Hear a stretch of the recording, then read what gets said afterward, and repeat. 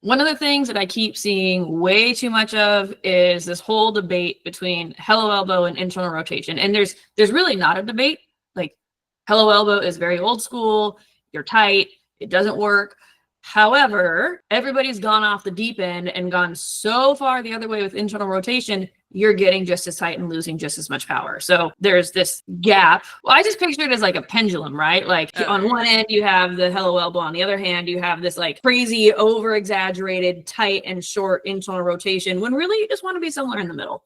And having your elbow bent is not the end of the world. Like, that's just a style. Be sure to like, comment, and subscribe because those really do help us out. If you want a very detailed breakdown of what a pitch should actually look like step by step and what we want to look for, check out our playlist here where we break down every single part of the pitch, including we have an entire video just on release and talking about how to not have hello elbow. So first off, don't believe everything you see on the internet. Like, please just use a little bit of critical thinking. Just because somebody has a lot of followers or has like really gimmicky and cool looking drills, don't believe what they say just because. You have, I'm assuming, been around the game long enough, or at least watched athletics and sports long enough that you know what looks athletic and what doesn't. And again, we've said this before, if it doesn't look like it would translate into an actual pitch, yeah. Hello elbow is really this idea that you're going to keep your palm up as you're following through, and then you're going to throw your elbow to the plate. So it's almost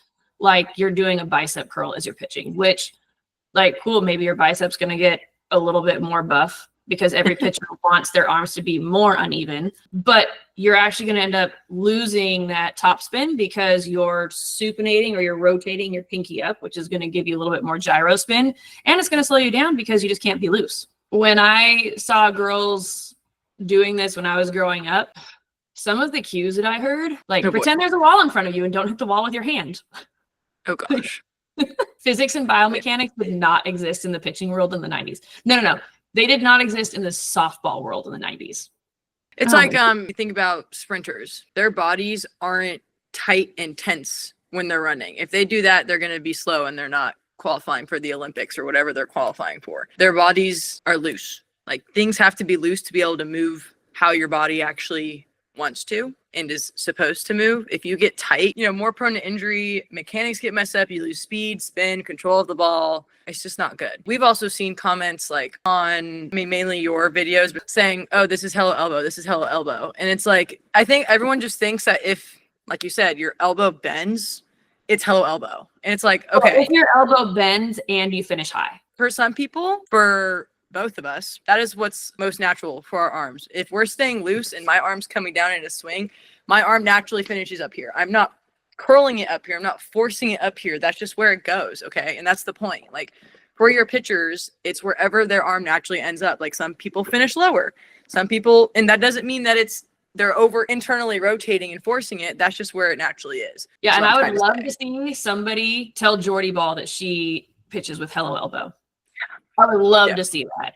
Yeah, seriously. There's so many other pitchers who finish that way. It's just like, it's natural. It's the same idea. When you're throwing overhand, you finish cross body and you finish low. You finish down by your pocket, right? Especially if you have a long throw.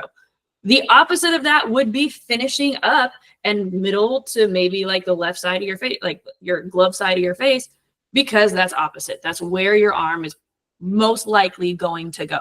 So clearly we are not proponents of hello elbow, if you haven't figured that out, but we are also not proponents or big fans of this exaggerated internal rotation where you lock the elbow out and you're short through the ball. The release, because you're so focused on trying to turn your hand over, I always liken it to rolling over your hands when you're hitting.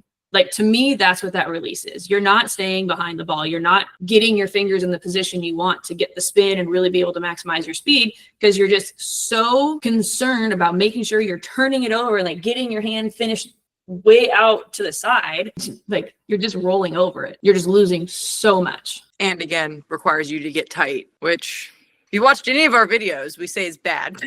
So we don't want to do that. I'll take it one step further. Watch any great pitcher.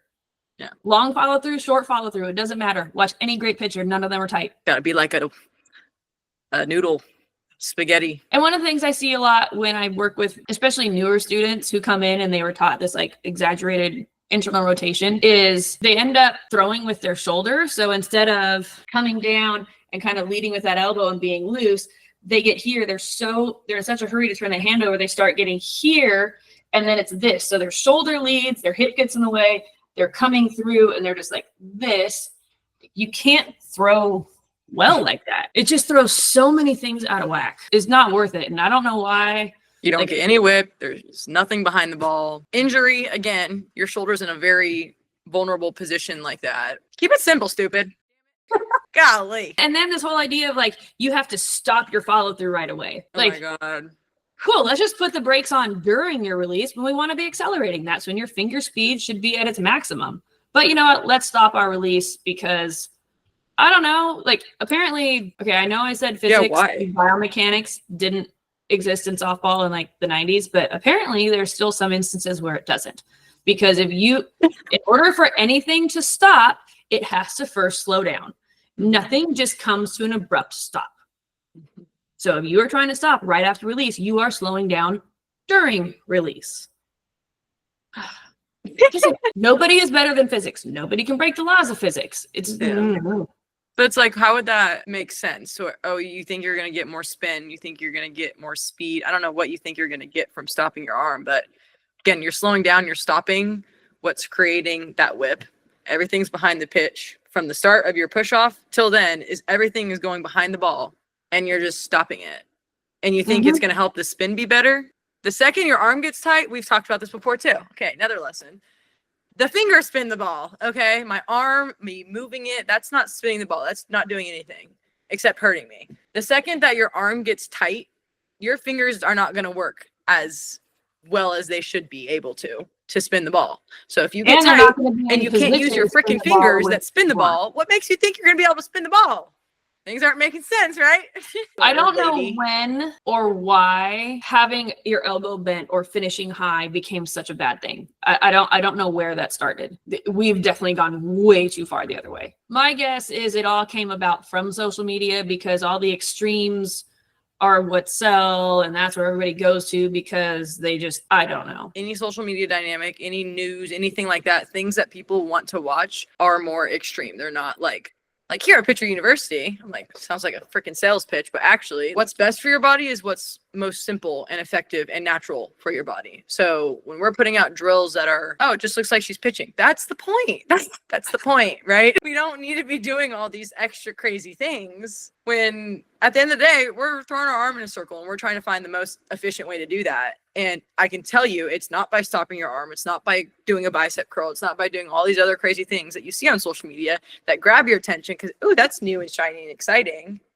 Back to basics. Simple. Keep it simple. So after all of that, what are you supposed to do with release and follow through? And it's actually quite simple. Everybody knows hitting, right? Contact, extension, follow through.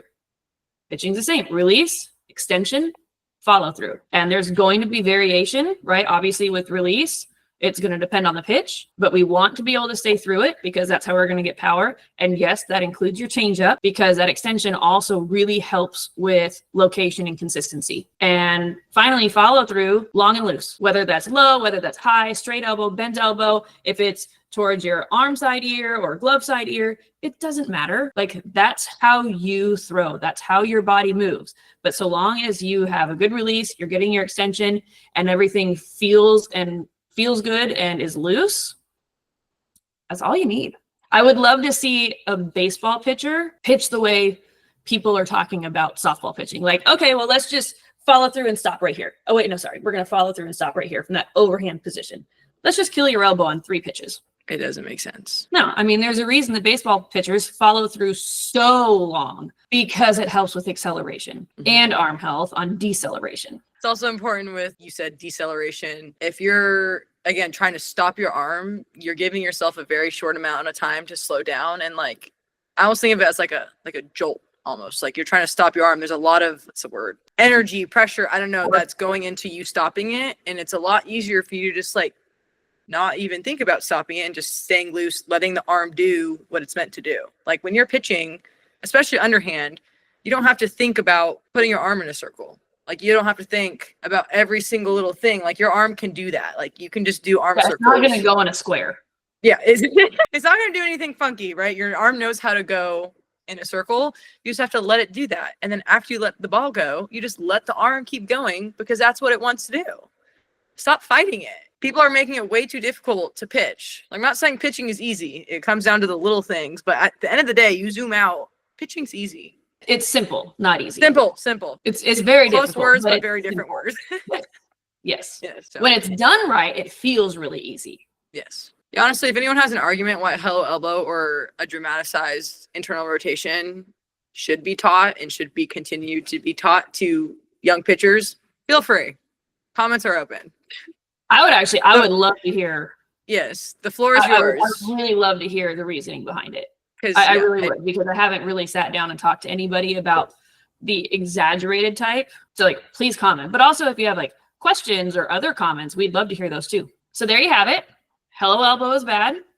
The ridiculous, over-exaggerated internal rotation is also bad. Be smooth, be loose, be athletic.